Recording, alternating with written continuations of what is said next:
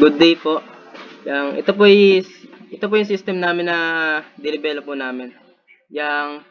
Ginawa po namin isang file na lang po ito. Ginamitan po namin ito ng HTML, CSS, and JavaScript. At sinamahan po ito ng AI tools tulad ng MediaPipe and Web Speech API.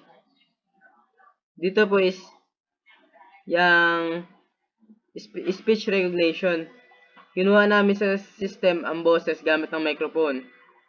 Kino-convert sa text. Ipinakita ang resulta sa caption box. Then, nilagay sa chat upang mabasa ng user. So, dito naman po is yung sa hand gesture recognition. Gamit ang camera, na-detect ang system or paggalaw ng kamay o position ng daliri base sa program na o logic ng kinonvert yung salita. Tulad ng hello, tapos yung I love you na word sa sign language na yon. Then help me, I'm sorry.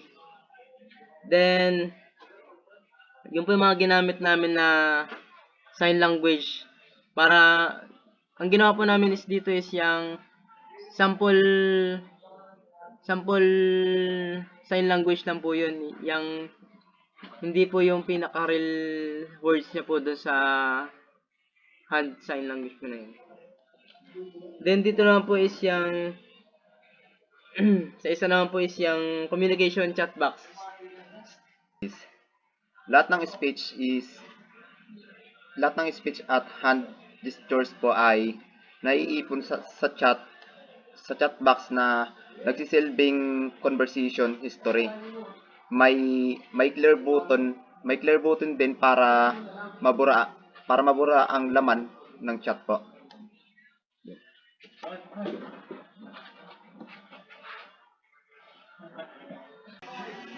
So ito nga po pala yung output na ginawa po naming system.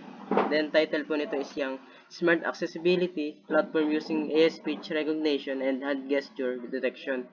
So una nga po dito is meron po tayo ditong i-hand sign mo. Then meron po dito tayong button dito yung start camera. Then dito po sa baba is yung detected sign kung saan po makikita yung mga language na sinasabi po natin. Then dito naman po yung sa isang table naman po na to ay speech mo. Then meron po dito start speech, then communication box. Unahin po nating ipaliwanag yung i-hand sign mo. Yung unang-una po dito is pag in-start po natin tong camera. Yan. Makikita po dito yung screen na camera na pwedeng gamitin. Then, dito lang po tayo muna sa webcam. Then, allow while visiting the site. So, ito na nga po yung lumabas. Meron na po yung camera doon sa iyan, sign mo. Then, pwede na po tayo dito yung mga ginamit po nating sign language doon sa or yung mga sample pa nating sign language na ginawa sa code. Then, meron po tayo ditong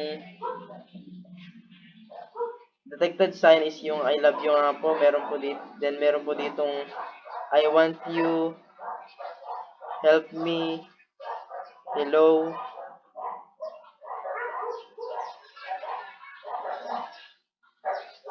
wait lang po, I'm sorry po. Meron po ditong I'm sorry. Then ito nga po I'm sorry. Then I'm good. So, bale yun lang po yung mga sample po namin or yung ginawa po naming sign language doon sa code. Then, next naman po. I-speech mo is mag-start speech ka dito. Tapos, allow natin. Yan. Pag na-allow na natin, magsalita tayo ng kahit ano, like, hello. Yan. Lalabas po dyan sa may box po. Kahit ano po. So, dito naman po tayo sa part ng communication box. So, sa communication box naman po, dito naman po yung kung ano po yung nade-detect sa hand sign at saka sa speech po. Dito po siya lumalabas sa communication box. Start speech natin. Hello, hello, hello, hello. Ayan. Dito po siya lalabas sa communication box kung ano po yung sinabi niya dito sa speech, and sa hand sign naman po is gano'n din. Siya po dito po lumalabas sa communication box yung mga nangyayari dito sa dalawang function na to. So, pwede rin po natin i-clear yung mga laman niya dito para po mas malinis po tingnan yung yung output po. And yun.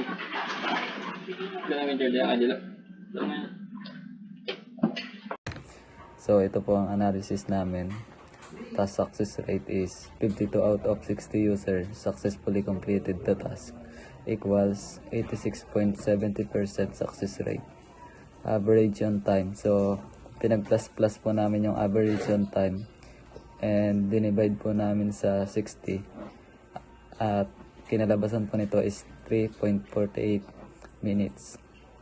Ang error rate po namin ay total error is 98. 98 divide 60 is equals to 1.63 error per user. So sa satisfaction naman po namin SUS 3907.5 divide 60 equals 65.1. This is slightly below the standard benchmark of 68. Sa cognitive load naman po namin is 563 divide 60 equals 9.4 is moderate cognitive workload. So, this is basic data analysis and interpretation. So, dito makikita yung user, kung ilan yung mga respondents, then task success, if it will be success and if it fails. Then, makikita rin dito yung time on task, errors, SUS, score, cognitive load. So sa efficiency naman po is with an average completion time of 3.48 minutes. User can complete task in reasonable time frame. However, the system shows moderate efficiency, suggesting opportunities to improve navigation flows, speed, and simplicity. Sa errors naman po, an average of 1.63 errors per user suggests that user occasionally encounter difficulties. This indicates that certain interface elements may still cause confusion, especially for now or less experienced users. Satisfaction. The average SUS score of 65.13 is slightly below the acceptable benchmark of 68, indicating moderate user satisfaction. Improvements in usability, design, clarity, and user experience could help increase satisfaction levels. Cognitive load. The cognitive load score of 9.38 over 20 reflects a moderate mental effort required to use the system.